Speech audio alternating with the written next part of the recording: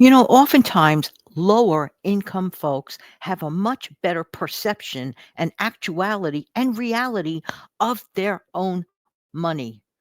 Oh, yeah. Oh, yeah, yeah, yeah. Hi, good morning, good afternoon, good evening. This is Jan. Welcome to another episode on this channel, the Save Money and More with Jan channel. How's everybody doing today?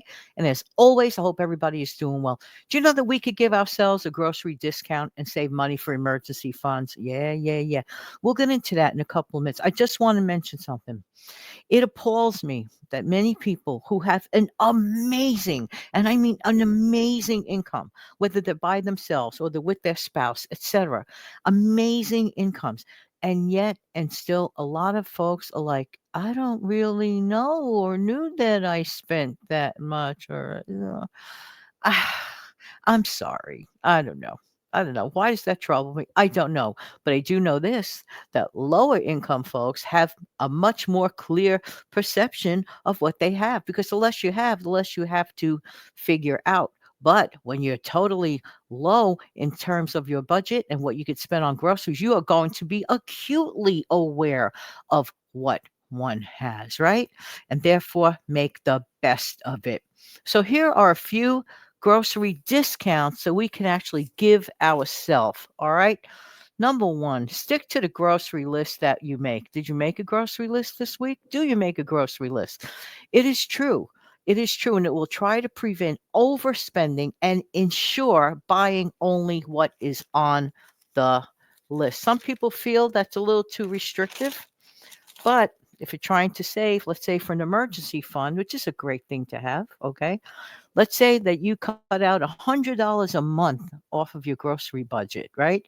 And you put that away every single month without blinking an eyelash. You're already starting a fund, and I think that's a great thing. All right. Okay. So these habits truly work. Meal planning for the week ahead. Just talking about the week ahead, not talking about the month ahead, not talking about the year ahead. We're just talking about this itsy bitsy, teensy weensy 7-day increment known as the week ahead. Your week ahead may start on a Monday. Somebody else's week ahead may start on a Friday. It all depends on your cycle of when you go to the grocery store, the week ahead, the next 7 days of planning. So, meal planning for the week ahead helps to avoid impulse purchases and gets you to buy what is actually needed for the next few days. Does that make sense? To me, it makes a ton of sense. All right. Being aware of your own numbers. Now, I touched upon that a couple of minutes back. Being aware of your own numbers. Surprisingly, many folks underestimate their own numbers and they spend more than they actually realize they're spending. That could be a big mistake. You might think that there's this like never ending flow of cash, and then all of a sudden your card tells you something else. That is not good. It always pays to be aware of our numbers. Next, and this is the truth, and I'm going to reemphasize it, sticking to the grocery list that you make because it will prevent the overspending. That's why I'm repeating it 2 times. Stick to the grocery list that you make. Next, set a budget. Do you have a budget? Do you have a grocery budget? But do you have a realistic grocery budget? You know what I mean by realistic? Realistic to your family's needs, even to your family's wants. Is there, let's say, for example, a meal, a dinner, or a lunch, or even a breakfast that your family really, really likes, and it doesn't cost that much to prepare? If you do, then that's a lucky thing. Figure that one out and make that whenever you can. They love it. It's good on your budget and it works out for everyone. But do keep a grocery budget, set one up, and you could talk to family about it and be realistic. It really helps all around. Next, how about shopping locally? Not having to spend gas. I know gas prices, thankfully, have begun to come down a little bit, and that's a good thing. But you know what? Smart, frugal things come into play no matter what goes on around us.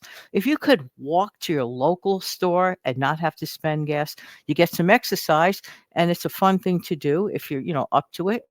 And shop locally. Support those mom and pop stores, but especially if they offer discounts, that's a win-win for everybody. And don't forget to look up the local discount stores in your area. Maybe you need a car for that. Not sure. Shop locally, support, but also shop where you could get a great deal. and everybody wins here. So checking out the local discount stores, there may be names you never heard of. They may be brand new. Don't just, like not looking it up at all, not looking it up at all. No, no, no, no. Be aware. That's important. It always pays to be aware of what's the changes going on in a local area, whether it's stores or anything else. But you might find a store that you really, really like and find things you never ever thought possible would save you some money. I just think that it is amazing about how people with much higher incomes are not aware of numbers. I'm sure, inadvertent, or life gets in the way, things get in the way, but you don't want to end up in a situation where you're like, what happened? And many people, unfortunately, fall into that situation of what happened. If someone has a very low income, unfortunately, they know all too well how much they do have and they do not have, as opposed to, oh, well, I'll just buy things here, there, and everywhere. Does that even make logical sense? I don't know. I know it takes extra work and extra time, but it pays to be knowledgeable in the stuff that we have.